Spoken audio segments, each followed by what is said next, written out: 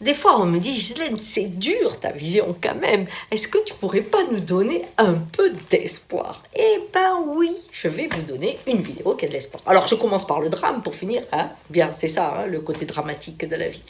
Alors, prenons le drame. Le drame, il est facile, vous pouvez le partager en famille, c'est vachement sympa. Vous imaginez une personne, et vous êtes peut-être cette personne qui fume.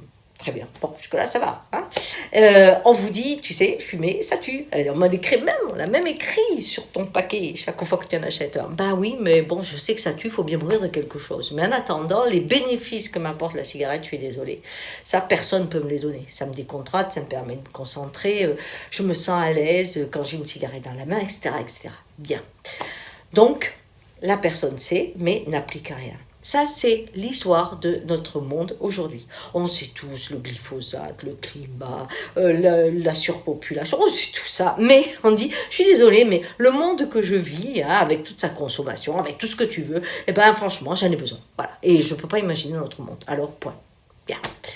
Ensuite, prenez la même personne, mais elle rentre chez le toubib, parce qu'elle a un petit problème, et puis le toubib lui dit, bah, vraiment, je ne sais pas comment vous le dire, mais vous avez un cancer généralisé. Et là... ben alors on va faire au mieux, quoi, hein. Mais c'est pas gagné. Là, d'un coup, en sortant, la cigarette n'est pas importante. D'un coup, travailler, réussir, ça, tout ça devient plus important. Tout d'un coup, son monde change. Elle a peur, bien sûr. Et il va falloir qu'elle rentre dans la seconde étape, qui est d'avancer dans cette peur, de se battre avec cette peur. Mais ça va remettre en cause l'essentiel. Ça va remettre en cause pour une grande partie, bien sûr, il y a toujours des exceptions.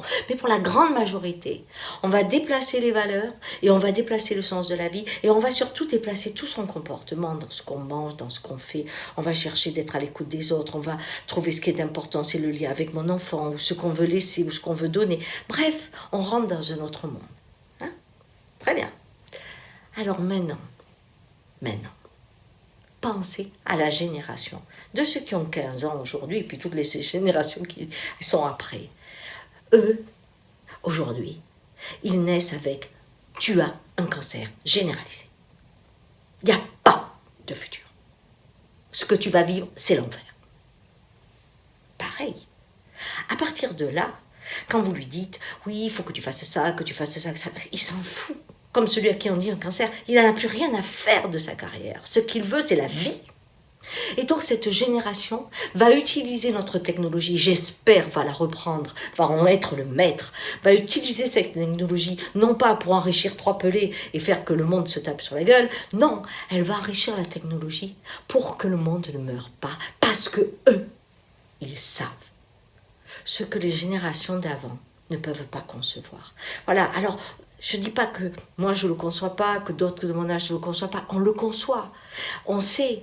On ne fume pas parce qu'on le sait, mais on ne le sait pas. On n'est pas dans la peau, pour ceux qui n'ont pas encore eu l'annonce d'un cancer ou d'une maladie définitive, on n'est pas dans la peau de la personne à qui on a annoncé le diagnostic.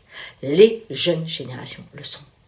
Et c'est en elles que je porte tout mon pouvoir, tout mon espoir, parce que je pense qu'elles ont au cœur de leur âme la richesse de cette épreuve, qui sera peut-être la révolution spirituelle la plus grande de notre histoire. Ah voilà, je vous l'ai fait, du coup. C'était bien, non ?